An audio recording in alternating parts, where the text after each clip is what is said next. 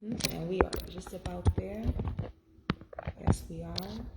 And we tuned up, tapped in, and turned on. We are getting there. Hey. All right. We are a go. We are okay. a go.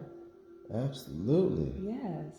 All right, let's talk. Let's get we're jumping on IG for the first time today, so bear with us. Yes. Mm-hmm.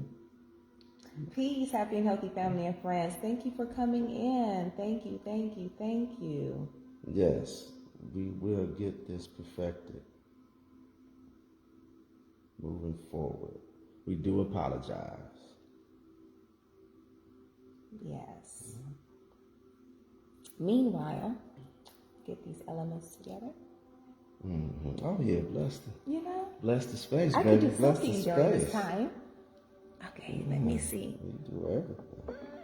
All right. I love candles.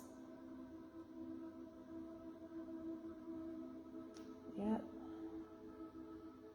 And candles, each color has a meaning. And yellow is happy. So we're grateful for happiness and being able to be happy. We're going to talk about quite a few things today. Personal experiences.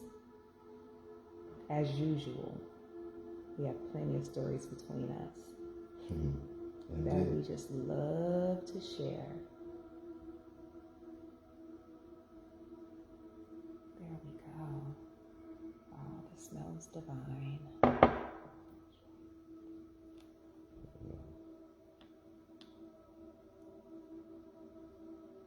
Mm-hmm.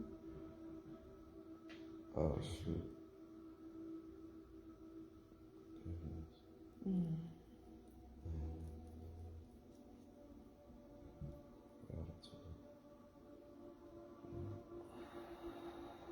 Ooh.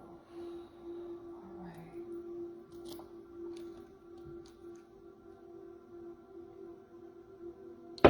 All right.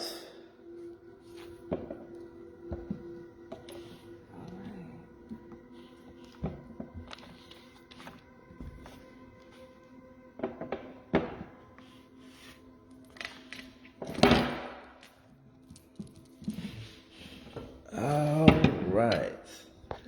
This is definitely going to qualify for our blooper reel for today.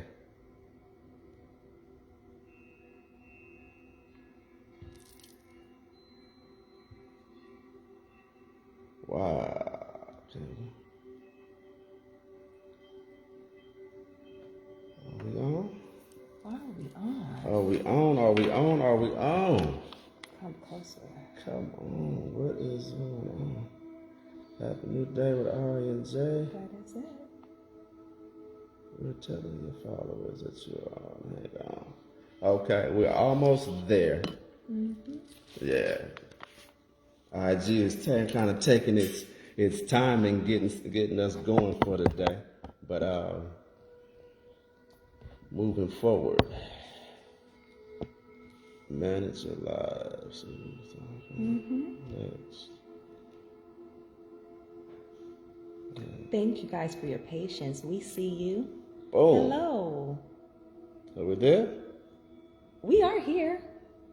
Are we on IG there? Oh, we're on IG too? Yes. Oh, you are on IG. Oh, okay. Yeah. Well. Oh, there. Hey. Now we're. Okay. Okay. Got it. Okay. All right. So we work in between devices. Yeah, we're learning multiple platforms, and so. Yeah, I appreciate you all bearing with us in our technical challenges. Gratitude. But kind of go, I always operate on the premise of you got to go through it to get to it sometimes. And when you get to the other side, you appreciate it that much more. So. And you learn. Yes, because now we know better next time. Anyhow. Today's topic, actually, this is a topic that's near and dear to my heart. Actually, it's probably the cornerstone of the moves that I've made over the last 10 years in particular. And so healing from past trauma through forgiveness and gratitude. Healing from past trauma through forgiveness and gratitude. How do you feel about that, baby? Forgiveness is a choice. A powerful choice. Extremely powerful and power-filled choice. And I'll start with the opposite. Unforgiveness. What does unforgiveness do to us? Ooh, that's like poison. Are you looking at my notes? Oh. My bad. It's true, though. No, it's true. I didn't mean to shoot my shot earlier. Sorry. It's true. And I'll just cross this out. Yes. Well, it's true. It's true. And thank you. No, it's okay. It's okay. I'm sorry. See, I didn't see your notes, but it was there. Yeah. Telepathy. I get it. Right. Okay. So, poison. Yes, unforgiveness is like poison. And how I learned to think of it was unforgiveness is like taking poison and expecting someone else to die from it. Yeah, because you hold on to it, huh? Yes. And it'll eat you up. And even with the train of unforgiveness often comes what is known as rumination. Rumination is the constant go round of what has happened, keeping yourself in the cycle of what happened and not facing, forgiving.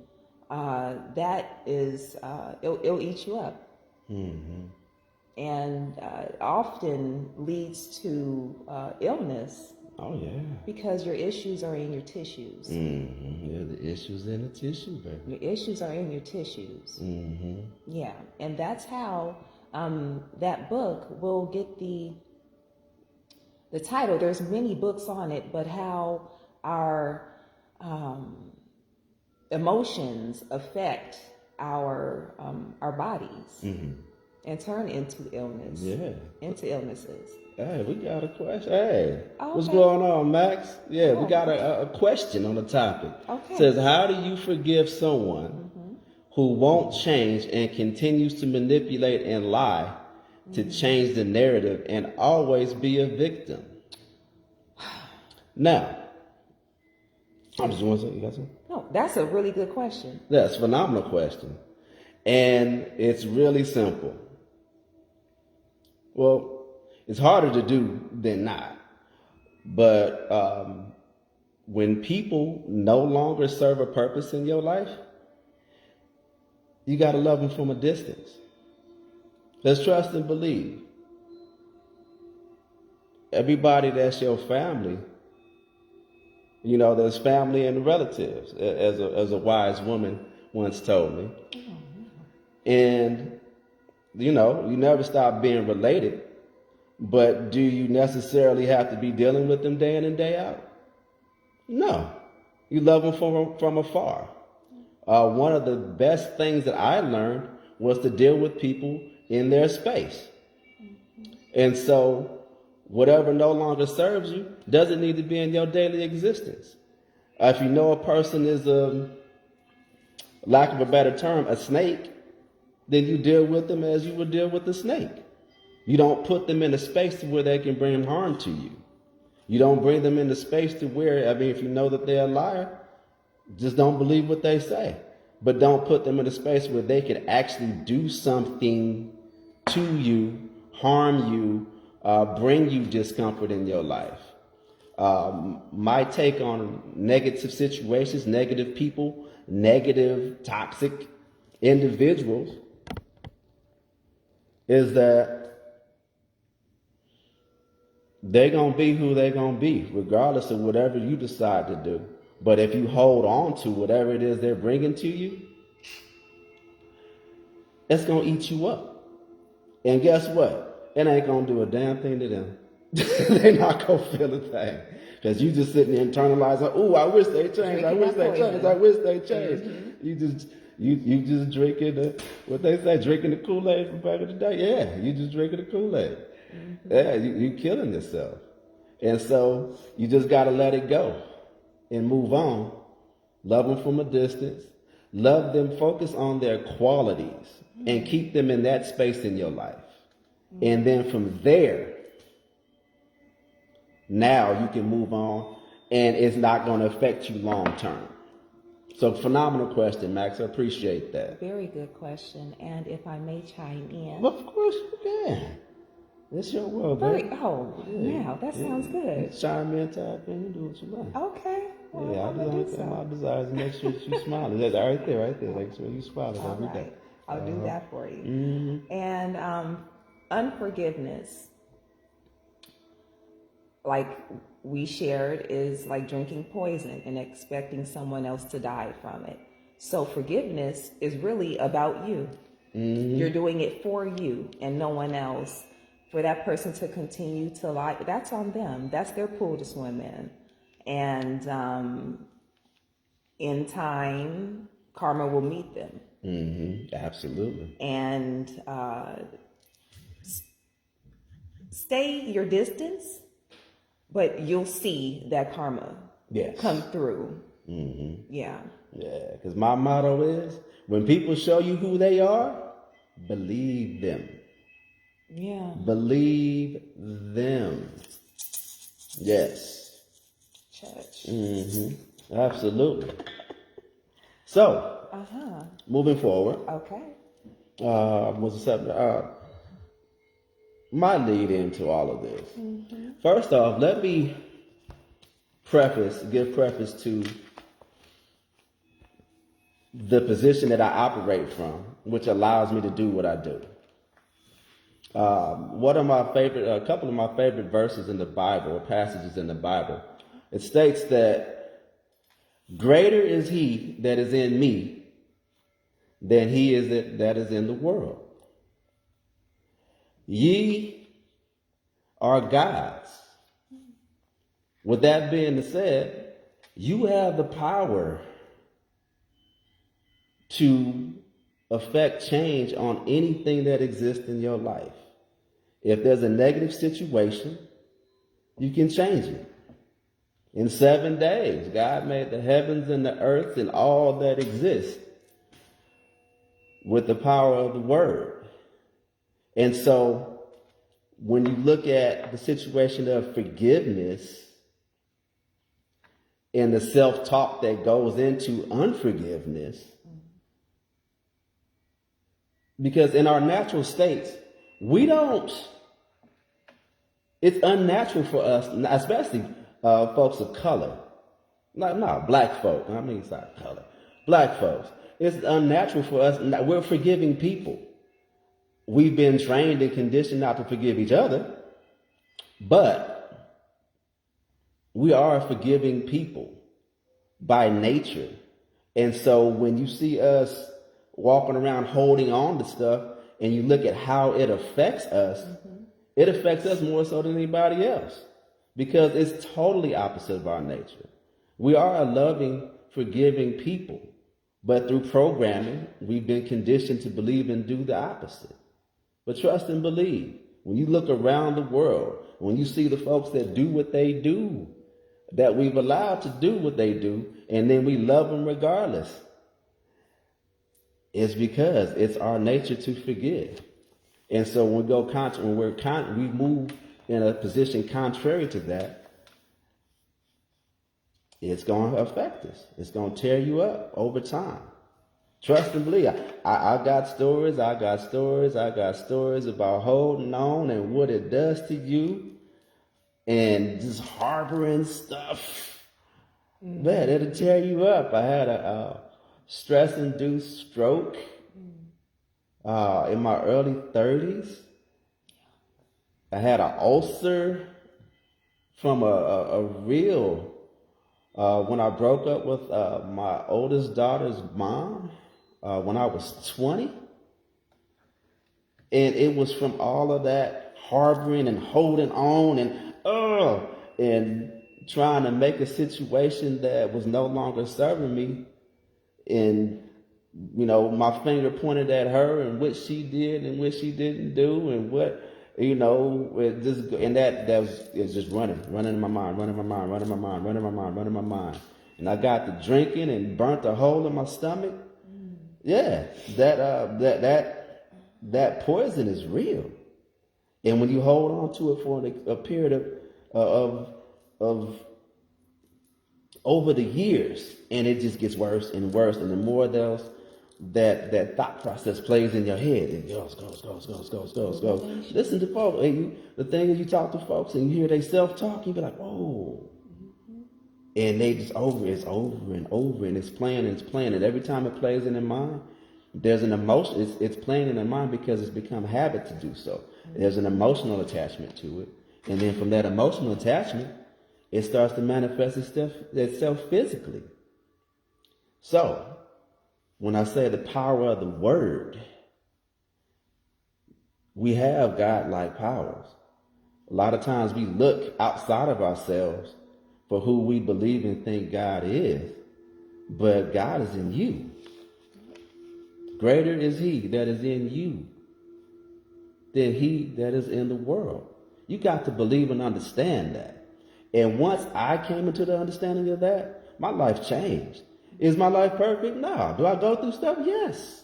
There's always going to be challenges in life. Every great movie has to have an antagonist. Every great movie has to have an antagonist. Mm-hmm. Hey, Crystal, I see you. Yeah. Welcome. Every great movie has to have an antagonist. Otherwise, you won't see the value in life. Because if everything is good 24/7, that means we just operating as perfect beings.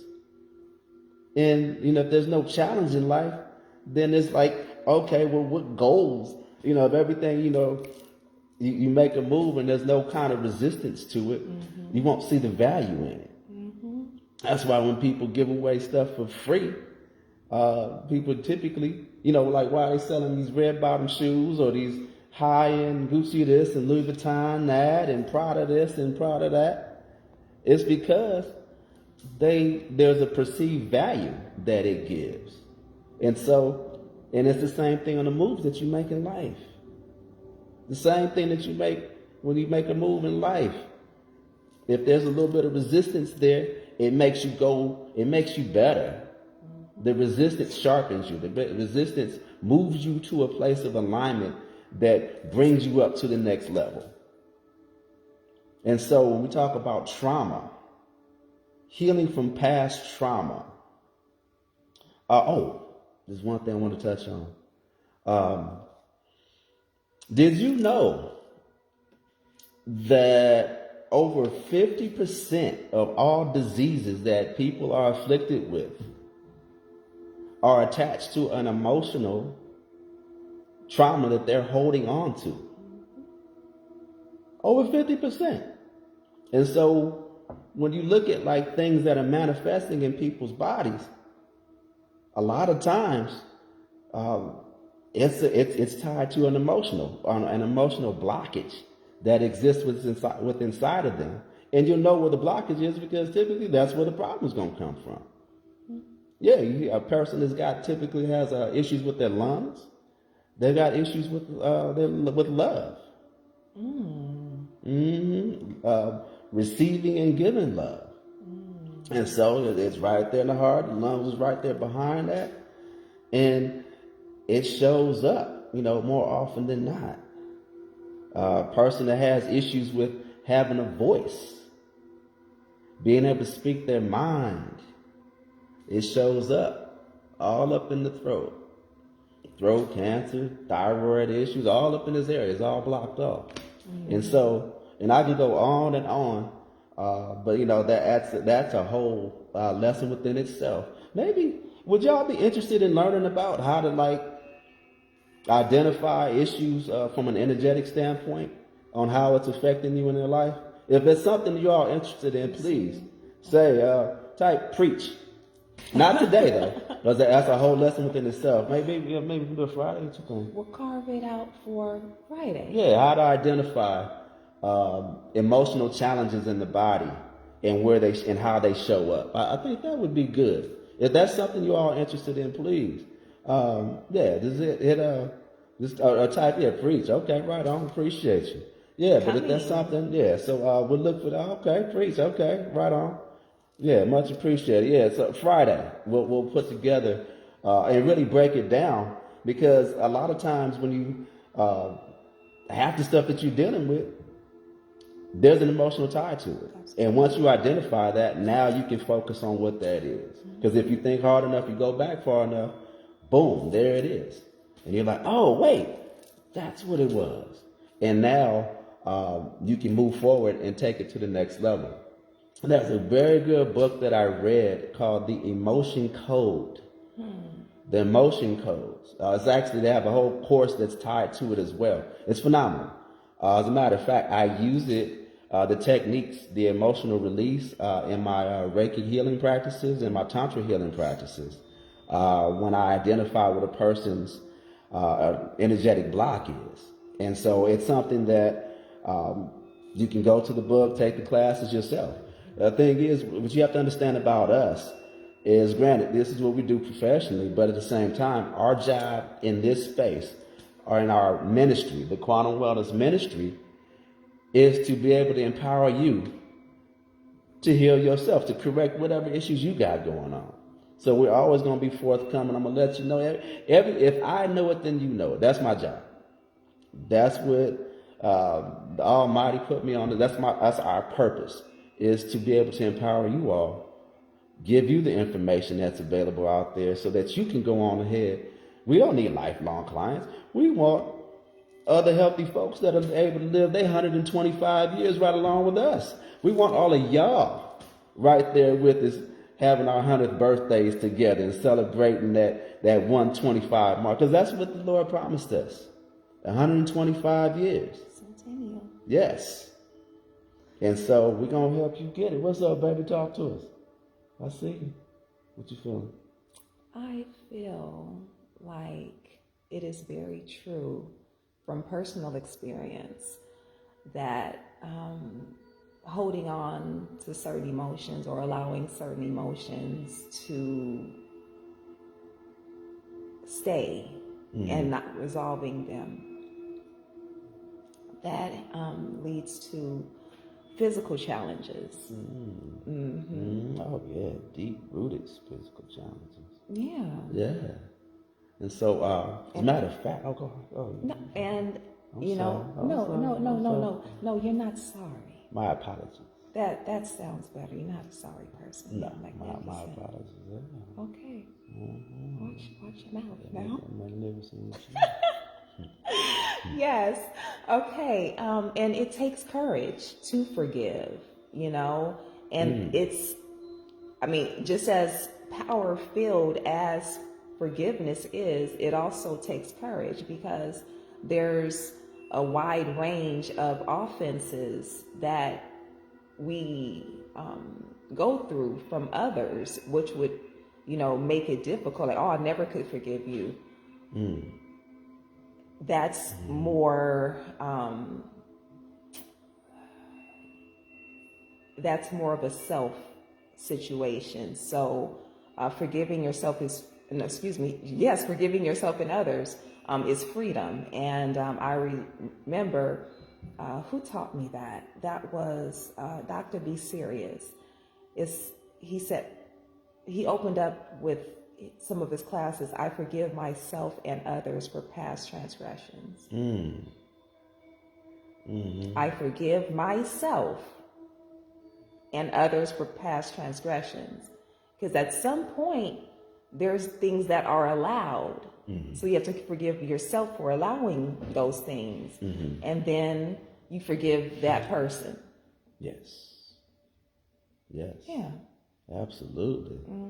Yeah, just to give you a primary example So when it comes to healing and forgiveness, with gratitude, there's people like, gratitude?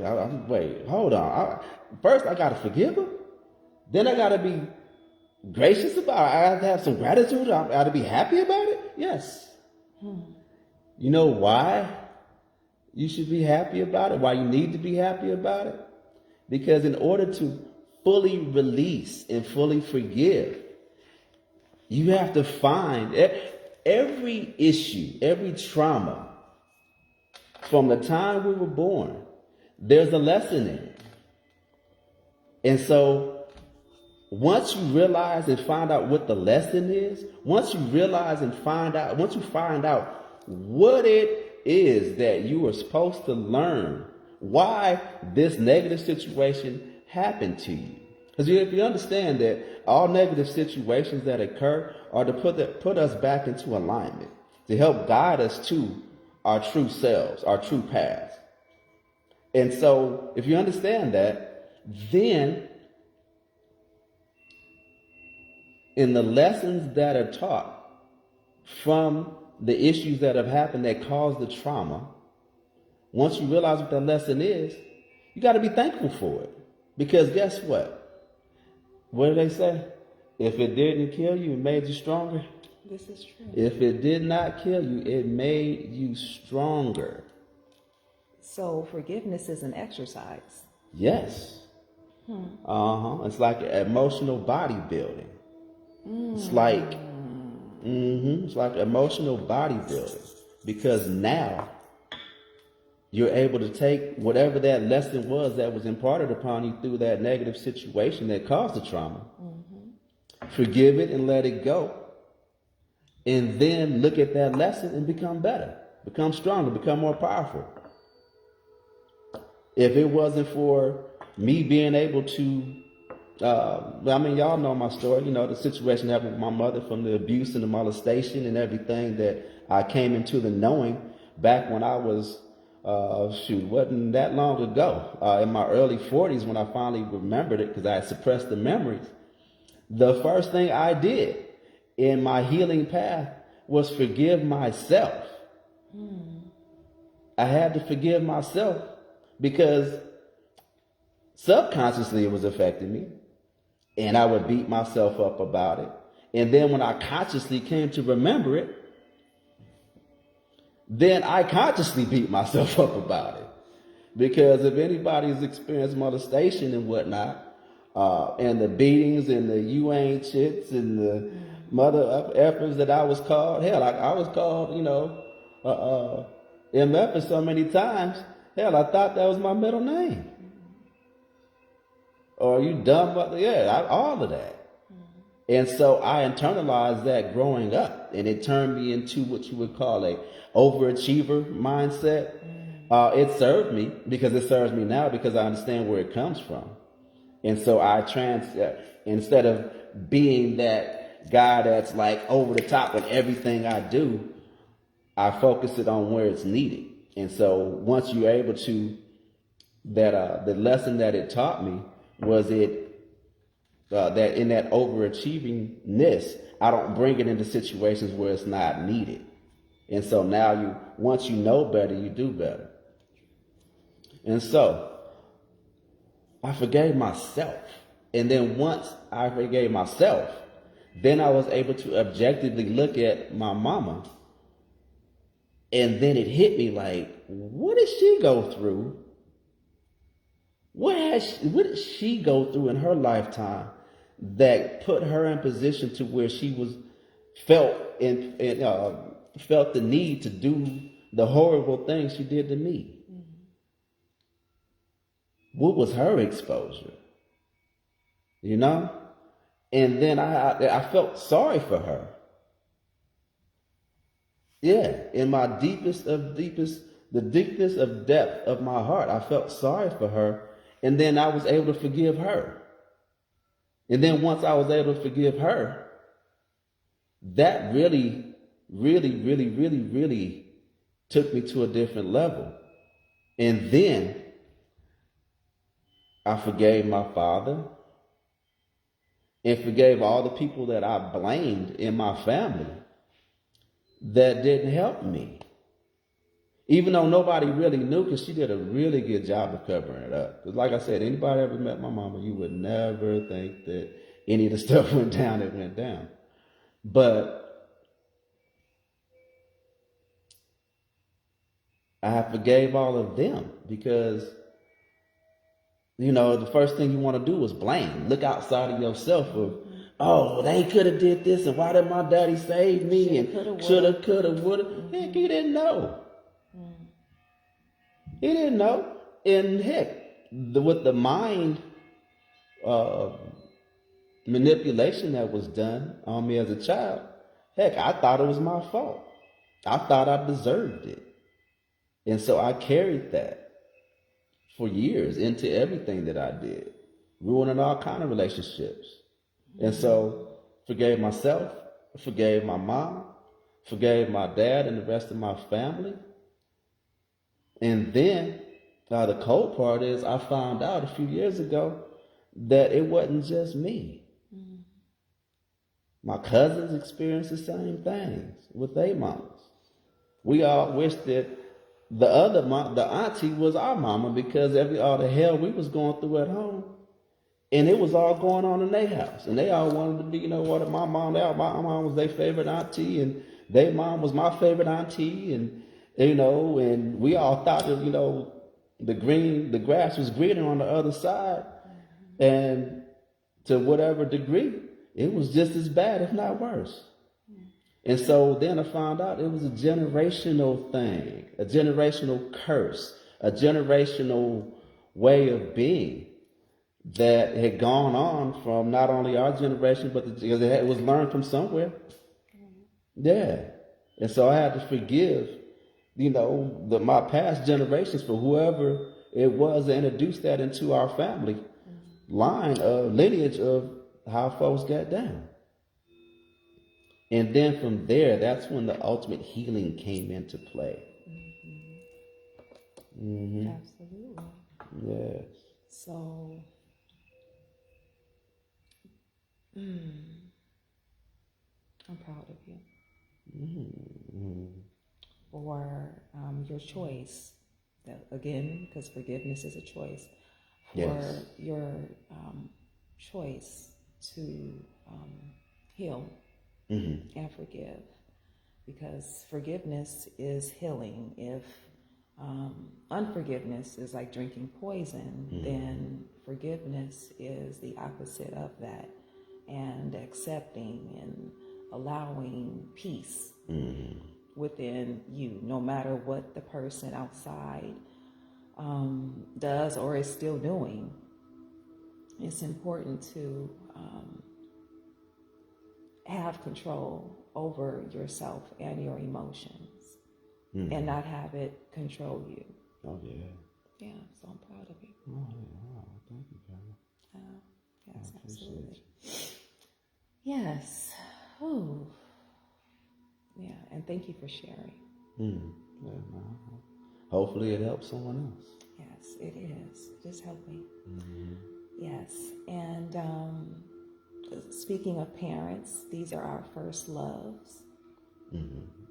And for my experience, I'll take that bird. So for my experience, when you're young, when you're a child, there's only so much that you're exposed to from the adult world. And, you know, being very young, I think I was about 3 or so. My sister wasn't even walking at the time, but my parents divorced. And so I grew up, I love my father. My father loves me, and he loves me because I'm lovable. He tells me that all the time. And so this is where that's going. So I'll just start off with positive and pull myself through the story. And I appreciate you guys for listening. But being young and having parents that divorced when I was very young, I had no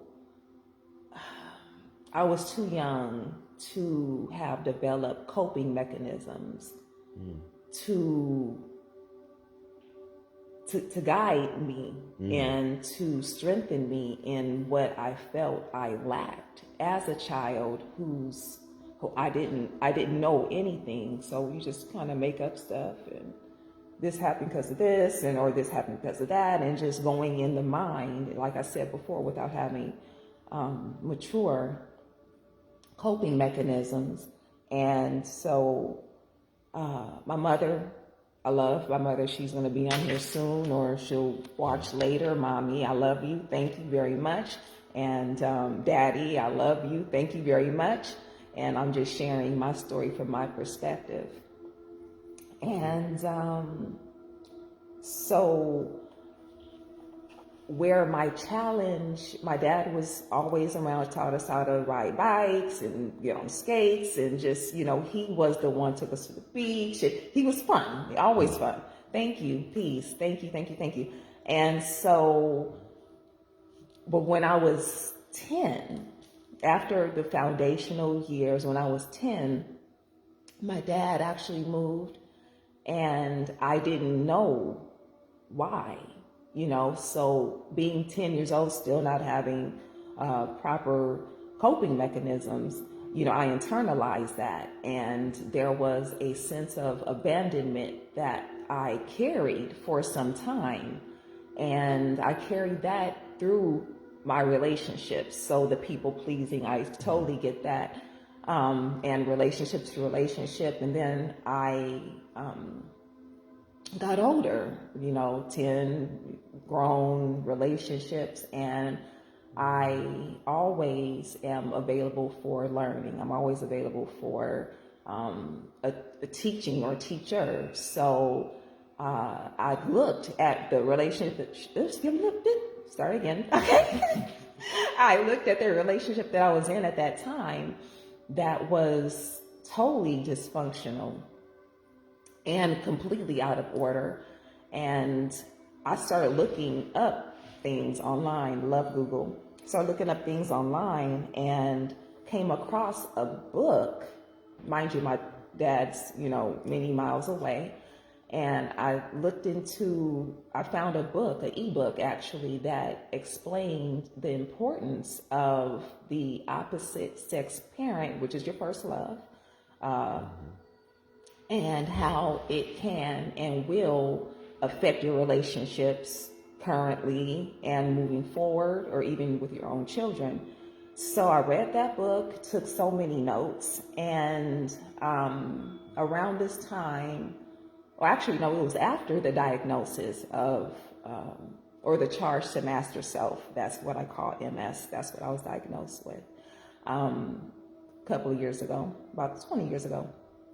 Anyway, so I had, and I had just been laid off of my job, so I had time. I had time, and I took that time to go into self and to question and to learn about me, and since now I have the time to develop and gain those coping mechanisms, I did so. So I read the book. I forget the book, and I thought I had it in my email, but I couldn't find it. So it was just meant for me to read at that time. It shared how when you haven't forgiven the parent that, when you haven't forgiven that parent, it's important, especially while they're alive, to come to peace with them and make amends. So what was shared in that book was to write a letter to that parent. And even if the parent was deceased, write a letter to that parent and explain everything. And what that letter was doing, it was a transaction of emotions and feelings. And that's part of the letting go, of holding on to it. So I wrote a 4-page letter, front and back. Yeah, 4-page letter. 4-page letter. Yes. Yes, and my best penmanship. And I just wrote, tore things up, wrote it again, and then when it came to the final masterpiece, I baked a batch of cookies. Baker's dozen. Now that means it's 13. Oh, okay. Not 12. A baker's dozen, you know?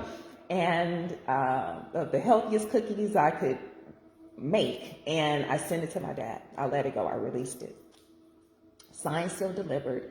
And once my father received that letter, read it, ate them cookies, he called me and he said, okay, now you're ready. You're ready for the adult conversation. And we spoke. And, you know, I'd already shared everything that I needed to say. And so we just had an adult conversation. And it was very gratifying in the fact that I was able to get my questions answered. And that was the importance of having that dialogue or have that transaction happen while my dad is still here. And even when I was looking into the emotional component to MS, it did speak on not being in alignment with the father. Yeah. So I had to own up to that. And wow. MS, not being in alignment with the father, and or having some issues. So since I was laid off and, you know, I had time on my hands, had a little money left over from, you know, my checks. So I bought a one-way ticket to go see my dad and to go be with my dad. It wasn't about time. I have time on my hands. I'm good. And I'm coming to learn you. I'm coming to learn you. Yeah. And it was an amazing experience. Had its ups and downs. He tried to send me back home, but I'm like, you can't divorce me. I'm your daughter. Okay? I'm not going anywhere. And this face is yours. So you're looking at yourself.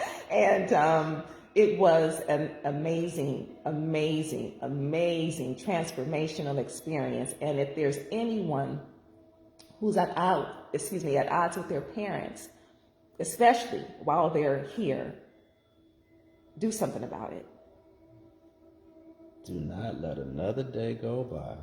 Do something about it for you. And like I said, I was speaking on the relationships and everything that I was in at the time. And I had to go and tend to my first relationship, and that was with my own father. And when I say right now, you met him? Oh, I love the big man? That's my favorite brother on the planet. Shoot, he shot you out. Oh, we good. Yeah, so that's what he did. Yeah, he is my favorite person because he made you, baby. Yes, indeed. Yes, so yeah, that helped me a lot in my growth and development. And there was some sticky relationships after that, but I was better geared to come to the space where I am now with forgiveness and in maturity to not so much understand, but understand. And it's made a big difference in my life. And I mean, all of that self-work and that self-love through the forgiveness and letting go of the feeling of abandonment. And even though it wasn't abandonment, my father went on to establish himself in his home and everything. And honestly, I look at it now and I'm like, Daddy, thank you. Thank you. Thank you for what you did. I didn't understand it at the time. And it wasn't meant for me. I was a child, you know, but you did what you knew you had to do. And thank you. So thank you, Daddy. Yes. Yes, indeed. Yes. So, from an informational standpoint, one of the books that actually gave me my start in this space and coming to a understanding of how the emotions and trauma affects us, it's called The Body Mind. It's a book called The Body Mind. It's a phenomenal read. It's not really super technical, but it's more informative in explaining things that, when you look at a person, you can pretty much have a really good, solid understanding of how they function in life, what they've experienced, what they actually, how they perceive things, even without them even saying a word. I was first exposed to that book when I was in massage school. And the instructor, he had told us about, he was like the guinea pig when they were like presenting the information to the school and deciding whether they were going to make it part of their curriculum. And, I'll get I don't recall the author's name off the top of my head, but I'll go grab the book and then I'll type it in the chat after we finish up. But The Body Mind, it basically breaks down that everything that you see from a physical structure that's happened to us from birth, how we relate to our parents, which is the number one, in particular the opposite parent, how we walk our walk, talk our talk, why we think the way we think. You can look at a person's physiology and then pretty much know how they exist in the world, and it shows up on them physically. And so, like, say for instance, like you see this thing right here in the middle of my forehead, right there, that's from stress. From my younger years, constant stress. And even though there's no real need for it anymore, it's indented into my head. As a matter of fact, it's something I thought it was hereditary. But then when you look at it, stress, is our habits are learned behavior. And so on the men, in particular on my father's side, we all got stress. And the fact that the way we internalize and process it or not process it is to the degree you got like you're thinking about something and or that anger that shows up that way. So, but when Jordan, our instructor Jordan, he said that he was the guinea pig, and basically the way they presented it was there was a panel of 3 individuals that represented the whole Body Mind Institute and whatnot, and they had him come out in his boxers, and he stood there, shirtless, boxers on, and they told him, they said, "Let us know when we're wrong." And each of the individuals took turns telling him something about, says, "Let us know when we say something about you that is not true." And he said by the time they finished, he was like, well, first he was feeling some way because he's half naked in front of all his colleagues. Hey. But he said by the time they stripped him down emotionally and down to, like his relationship to his mama, his relationship to money, his relationship to himself, his relationship to everything. They just looked at him and scanned him and was like, oh yeah, this and that, and okay, you had this and you had that, and blah, blah, blah, and blah, blah, that. And he was like, whoa, to the point where they kept going to the point where they just had to stop because they ran out of time. And so, in particular, trauma shows up on us. I mean, you know people that, just look at the people that they stay intoxicated. Typically, when folks drink like all the time, I drink socially. Yeah, I smoke weed socially and intimately. I do. But that's not a everyday. That's not a, I gotta have a drink. I gotta smoke some herb. I gotta do this. I gotta. Nah. Because that was me at one point. As a matter of fact, after my first breakup, I started drinking a lot. And what I found in that was all that drinking came from, I was trying to numb myself. That was your way of coping. Yes. And so you look at folks today, a big part of their get down, especially sisters that I come across every day. They having a drink. Heck, I remember when I worked for my uncle. Shout out to my uncle Mark with the Baruka Gourmet Coffee Cart back in the day over there on Crenshaw. Oh. I can't tell you how many folks came rolled up. We out there at 6 in the morning, no, 5 in the morning to start open at 6 in the morning. And how many people already had like their own little thermoses? And I go and they were like, "Oh no, just pour the coffee into my cup." And I just got my thermos and I'm looking like, "Wait, hold up, your thermos is half full." And I'm like, "Wait, it's half full. I can dump it." No. They was like, "No, don't dump that out." And then I smelled it one time and I was like, "Oh, you got some Henny in that cup."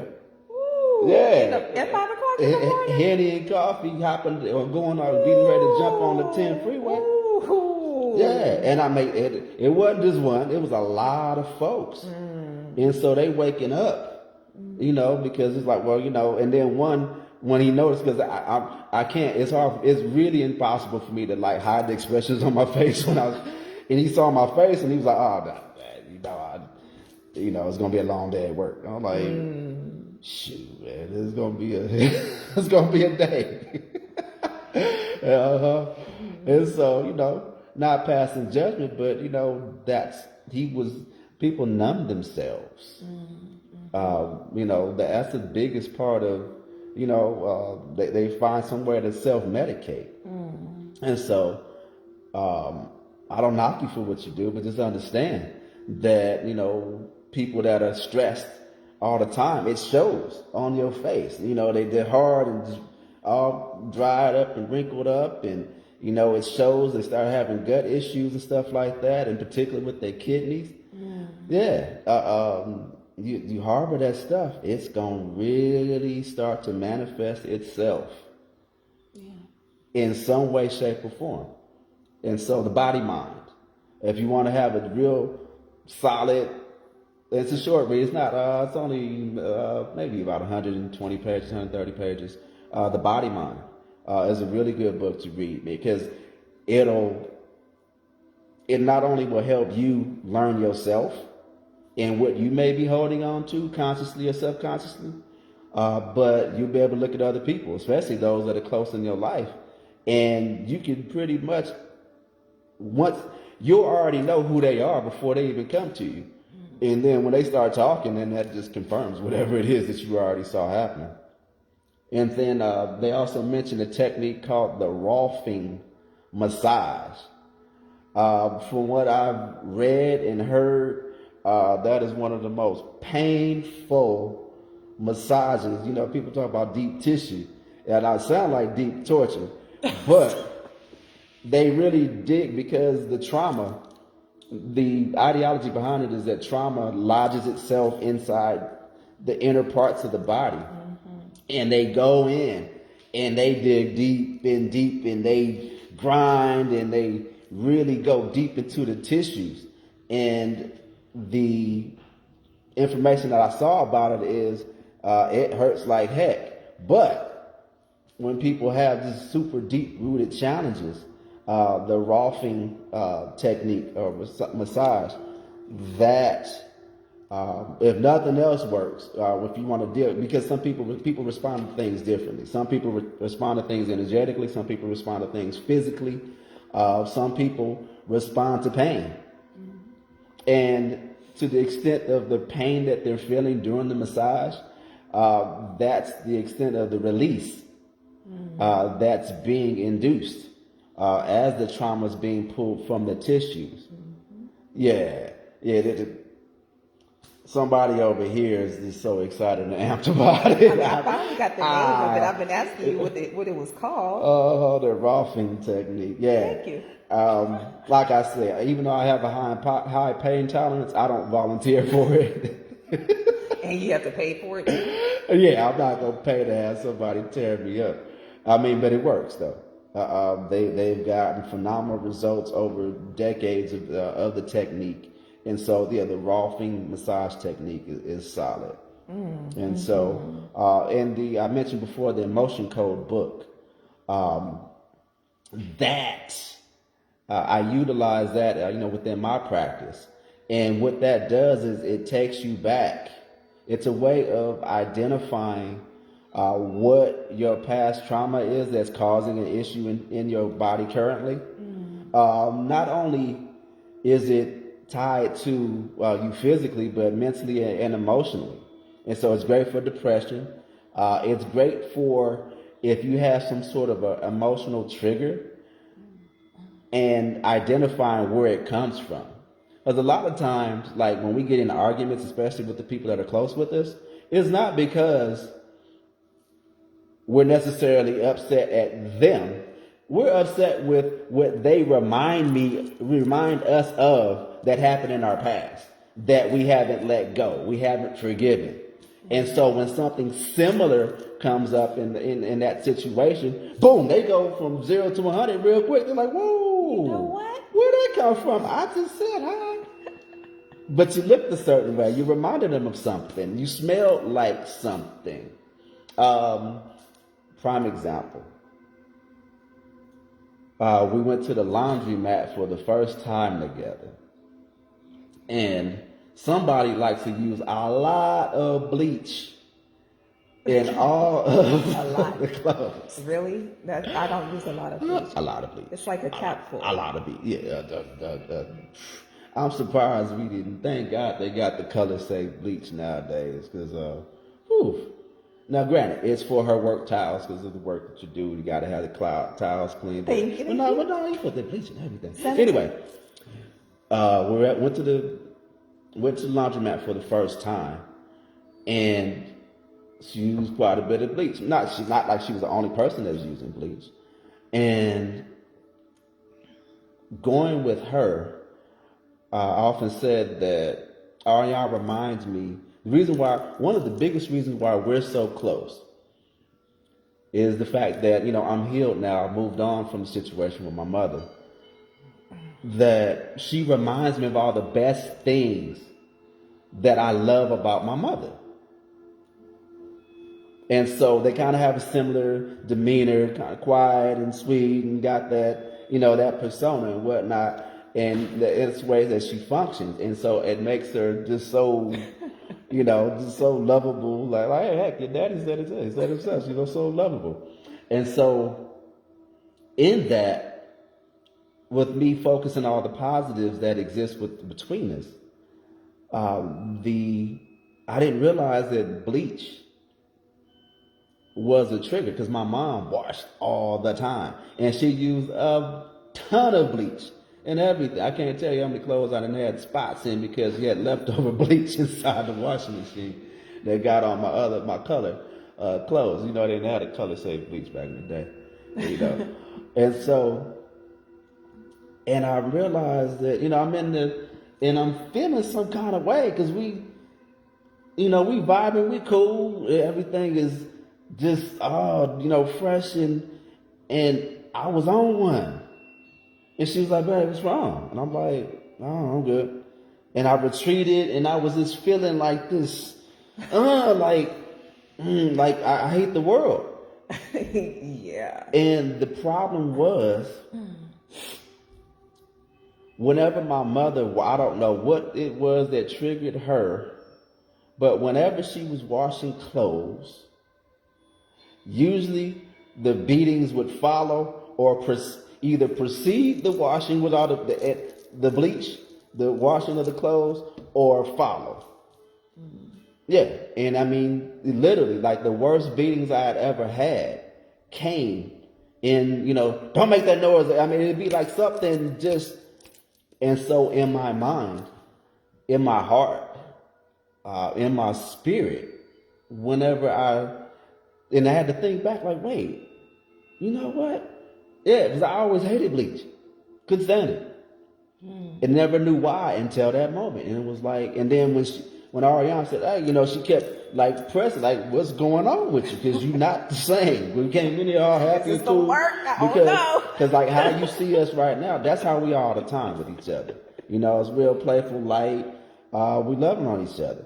And so when I smelled the bleach and then I was there with her, and the fact that she reminds me so much of my mother, I immediately switched into that mode of, oh shit, something about to happen.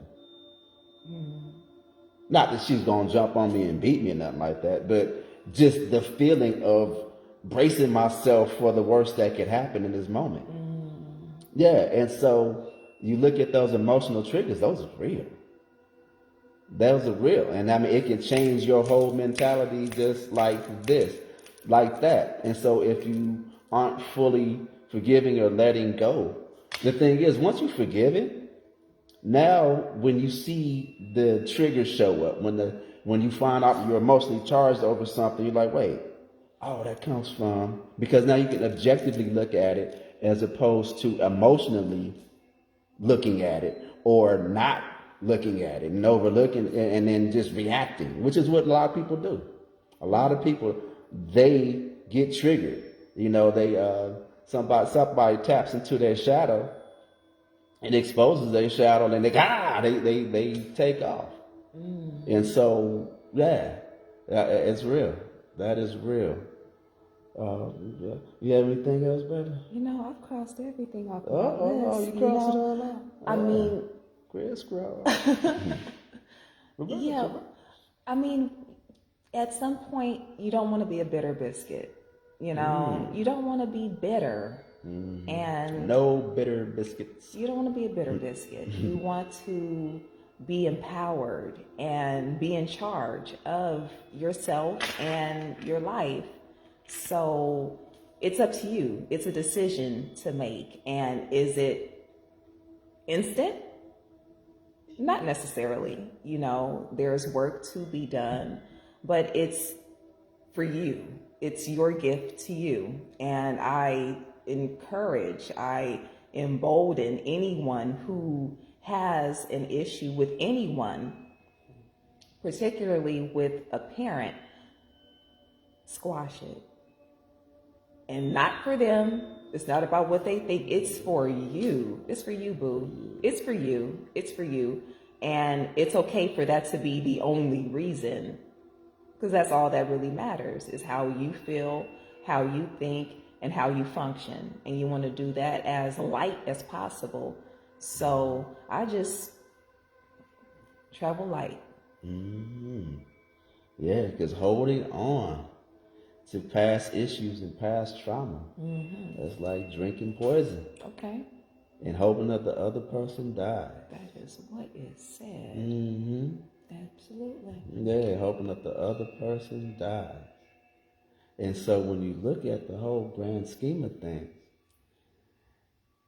we often talk about living your best life. We often talk about ascending to higher levels of states of consciousness. Yes. I made my biggest transition in my energetic work when I released the cage that had encased my heart. Yeah, that's when I really made the biggest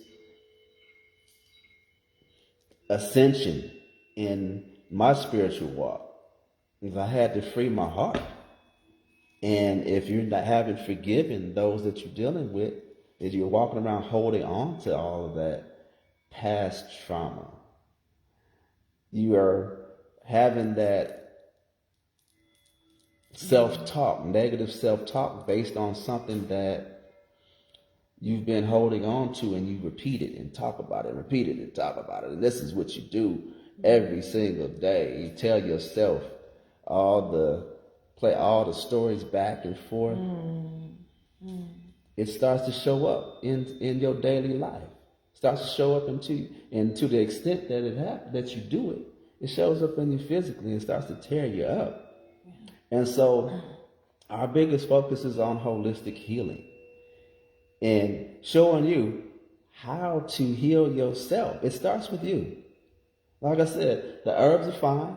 All the techniques that we offer, they're phenomenal. But if you really want to start making a change, it starts with you.